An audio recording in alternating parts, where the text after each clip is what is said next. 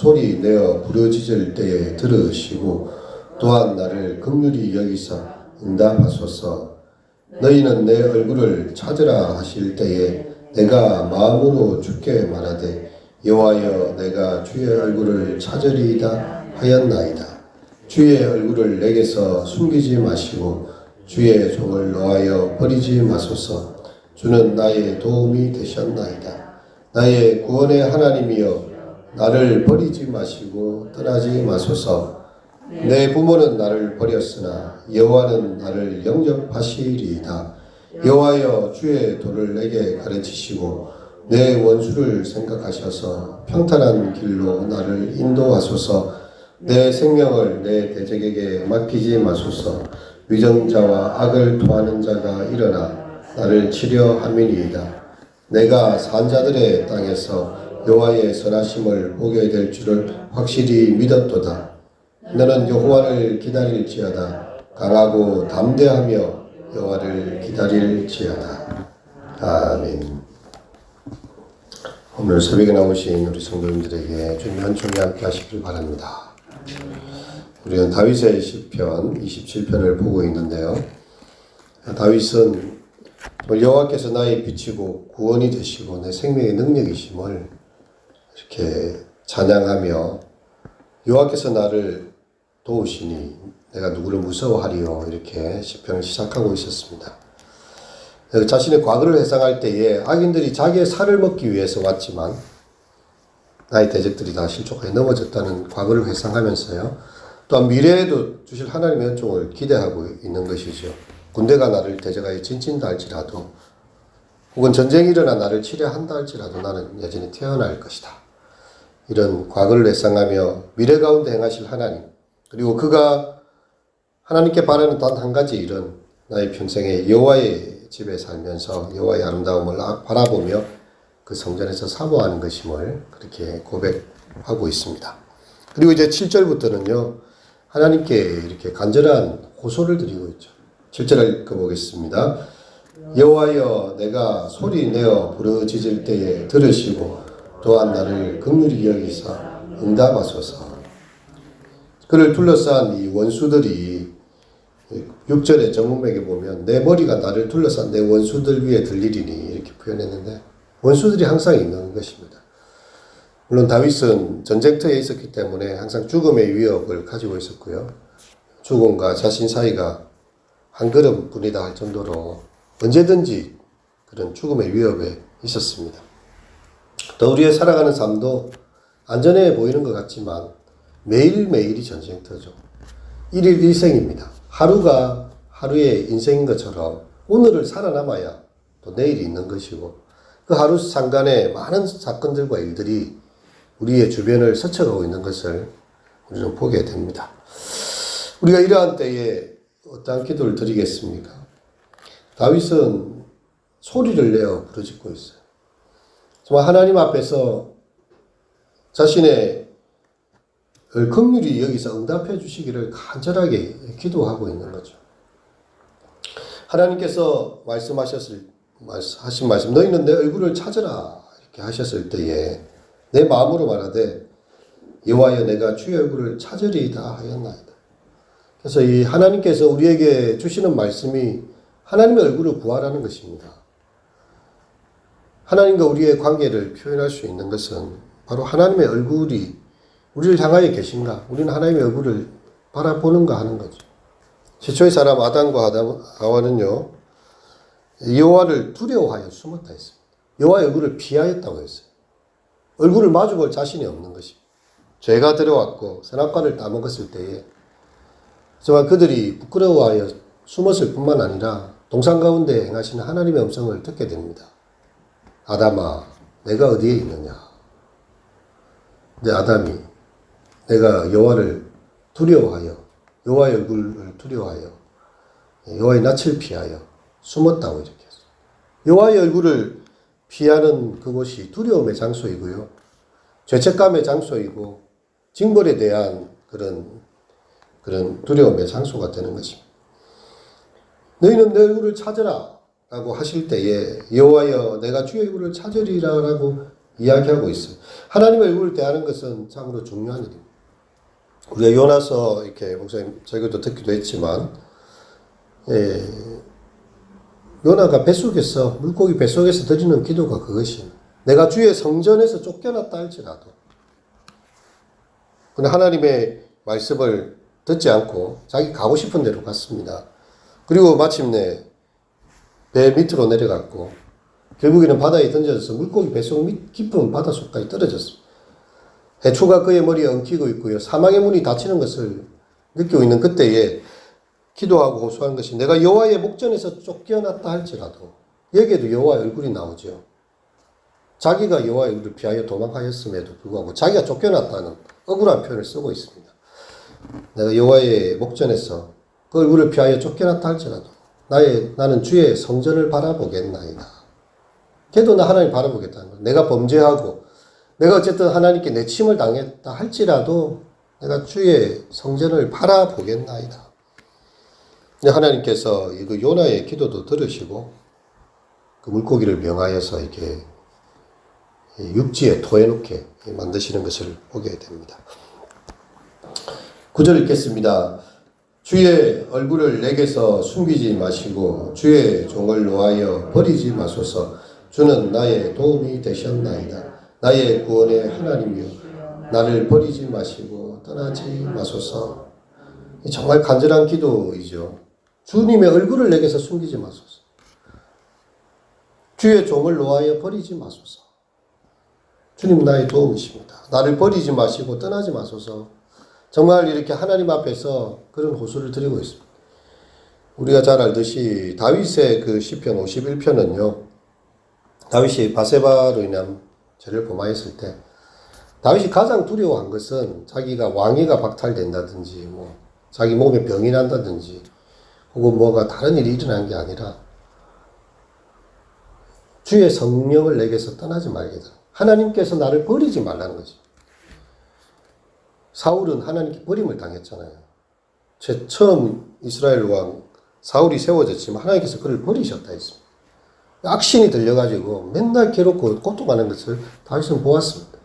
여호와께 버림당하는 것이 성령께서 나를 떠나는 것이 제일 두렵고 안타까운 일이죠. 세상에 다른 것이라 할지라도 그것은 회복이 될 수도 있고 그것은 또 다른 기회를 얻을 수 있지만 여러분 성령을 해방하는 제가 무서운 이유가 무엇이겠습니까? 세상에 다른 사람에게 잘못할 수 있어요. 그 사람에게 죄를 고백하고 할 수도 있습니다. 하지만 하나님께 범죄하게 되면 하나님의 성령을 이렇게 회방하고 이렇게 멸시하게 되면요. 하나님께서 우리를 버리시면 더 이상의 회복의 가능성은 없는 것입니다. 그래서 정말 주 얼굴을 내게 숨기지 마시고 종을 버리지 마소서. 정말 나를 떠나지 마시고 버리지 마소서. 하나님께만 내가 붙어 있으면 내게 소망이 있습니다라는 기도가 되는 것입니다. 그리고 10절 말씀이 나오죠. 함께 읽겠습니다. 내 부모는 나를 버렸으나 여호와는 나를 영접하시리이다. 아멘. 우리가 알듯이 성경에 이렇게 이사야 말씀도 나오죠. 여인이 어찌 그 젖 먹는 자식을 잊겠으며 그 태에서 난 자를 긍휼히 여기지 않겠느냐. 그러나 그들이 혹시 잊을지라도 나는 그렇지 아니하다고 말씀하고 계시죠. 내 부모가 나를 버렸으나 주님 나를 영접하시리니. 이 시인은 자기가 돌아갈 수 있는 마지막 보루는요. 하나님밖에 없다는 것을 알고 있습니다. 내 부모까지 나를 버린다 할지라도 주님은 나를 영접하실 분이시다. 이 고백 하나만으로도 우리에게 주는 파장이 힘이 크지 않습니까? 여러분 우리는 모세의 부모를 생각해 봅니다. 집에서 아기가 태어났어요. 근데 왕의 명령은 엄중하여 모든 사내아이, 히브리 민족의 사내아이는 다 죽이라는 것입니다. 부모는 이 아이를 어떻게 키울 수가 없습니다. 이 소리가 나기 시작하고 울기 시작하니까 언제든지 군인들이 달려와서 이 아이를 자기들 보는 앞에서 칼을 내리칠지 모르는 그런 상황입니다. 그래서 그들은 갈대의 상자를 만들었어요. 이 아이를 버릴 수밖에 없었습니다. 살리기 위해서라도 어떻게 할 수가 없어요. 그리고 이제 하나님께 맡겨 버릴 수밖에 없어요. 갈대 상자를 엮어서 그 날강에 떠나보낼 때 버리는 거죠. 사실은 부모 입장에서 더 이상 해줄 수 있는 게 없고 데리고 있을수록 더 아이는 죽임을 당할 가능성이 높아지기 때문에.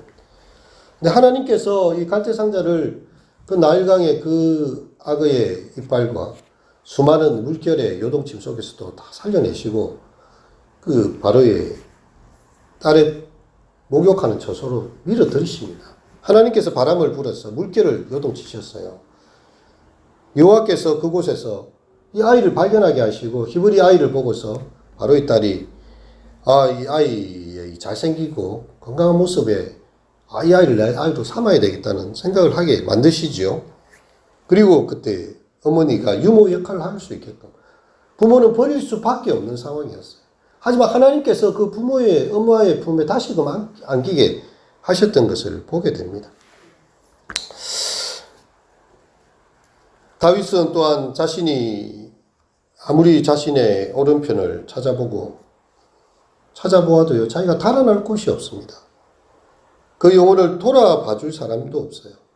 정말 처량한 신세가 됐습니다. 하나님께서 다윗을 왕으로 세웠다 했는데 그 순간부터 그는 쫓겨다니기 시작하는 세월이었고요. 사울이 살아있는 동안에는 절대로 다윗은 아니지 이스라엘 땅에 들어오지도 못했습니다.